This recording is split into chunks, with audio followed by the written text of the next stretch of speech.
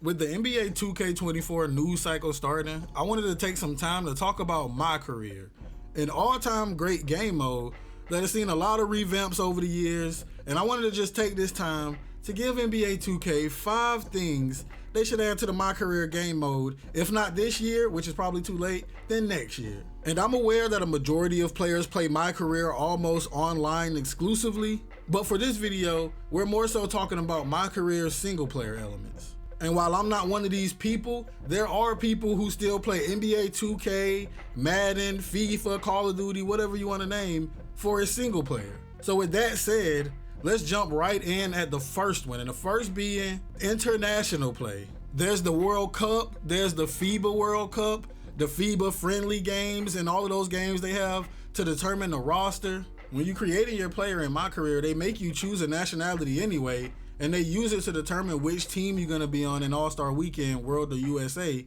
So why not take the next step and have international play actually available to players in the summer?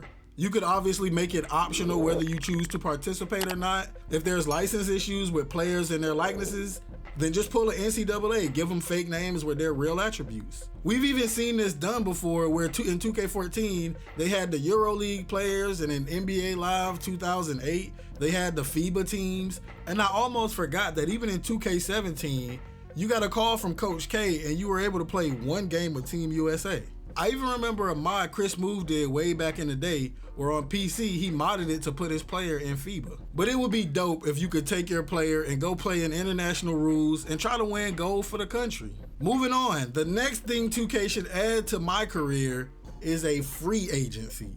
Now there is a free agency in NBA 2K, but it's all menus. There's no dialogue. They show you how much VC the team will give you, what the team says your role will be, and that's it. You don't talk to nobody, just some menus and some numbers. What they could do instead is something similar to the 2K13 pre-draft conversations you would have. And in these conversations, you should be able to talk to GMs who are trying to get you to come to their team so you can see their expectations for you and the things they're willing to do for you. And you can tell these GMs, of course, multiple choice answers, you can tell these GMs the things that you're looking for as well. And that way you can see which team is the perfect fit for you. And it adds a little element of realism to it, you know, instead of just looking at menus, you get to go see what you can get from a bunch of different GMs, what GMs think of you. That would be cool. Moving on to the next thing 2K should add, legacy scores. Now I call it legacy scores because that's what Madden calls theirs, but it doesn't have to be a one-for-one copy of Madden's legacy scores. I was thinking more so of replace the Hall of Fame requirements that are in My Career with a legacy score leaderboard. And of course, all the way at the top, it would be like Jordan, Brian, Kareem, and Wilt. And players who haven't done enough to appear on the board, like the minimum legacy score would be, just randomly throwing a number out, like 15K. And until you hit that score and start passing people who have those scores, you wouldn't show up on the board. That would give My Career more meaning, and it would revitalize the single player elements for those people who only play single player. They have something to work towards that you can literally see yourself passing the greats of the game accolade by accolade. Now the next thing 2K should add to the game is something that's been in the game in I think 2K16 or something like that, connections. You make connections with NBA players and NBA legends by balling out on the court and doing certain things. For example, if you hit a lot of threes, you would befriend Steph Curry. I don't think that was actually one of the scenarios, but it was like that. Like if you dunk the ball a lot, you would befriend dunkers. You played defense, you would befriend defensive players. And every person that you befriend, the higher your friendship goes, they would unlock something for you, be it an animation, a cosmetic, a My Court item. And I like that idea, that there are certain things in the game that you can't buy. You have to get them by achieving certain things in the My Career. That's pretty cool. Secret animations, whatever have you. And they could also build on that by using those connections, the people that you befriend throughout the season, throughout your NBA career.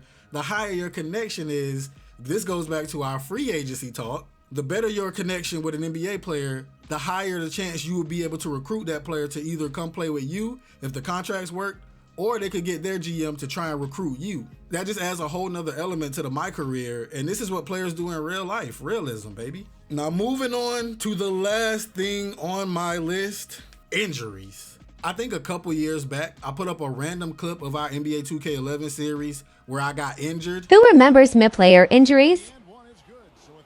No! What the looks like we've got an injury. Are you kidding me? Now it appears an injury out on the floor, and that does not look like any fun. We out for the season, y'all. I hope y'all know that. And that video did pretty good numbers, and all of the comments, literally, you can go to my TikTok right now if you would like, D Brown Shenhan, check that out. And look in the comments. Everyone's saying the same thing. Wow. 2K needs to bring this back. This was realistic. Why aren't there injuries in 2K anymore? They need to bring this back. I agree, they need to bring it back. It added a touch of realism and to your MyCareer. Anything could happen. You could be about to start the playoffs and get injured. Now you got to come back in the playoffs down 3-0 or whatever have you. You could have just been getting a starting position, injured. Now you got to work your way back into the starting lineup. Little things like that in a game that back then had no cutscenes. There was no cutscenes, no story, no nothing. The story was what happened on the court. But little things like that kept MyCareer going before there was online and stories and all of these other things. And I'm aware that that would probably interfere in the MyCareer story, but hey, my belief is that the MyCareer story should be optional. So that's all I got for y'all today, man. What do y'all think? Am I bugging? Are any of these viable, feasible options for NBA 2K? Should they do any of these? Let me know what y'all think. And also let me know, what do you think 2K should add to the game? Let me know down below in the comments. I will be reading and replying to you guys. But if you enjoyed this video, make sure that you drop a like. Maybe 2K see it, maybe they do it. I got a lot of old videos on this channel suggesting things that 2-3 years later got put into the game. So who knows, man? But drop that like I said. If you're new to the channel, subscribe. But y'all enjoy y'all day, man. I will catch y'all in the next one. I'm out of here.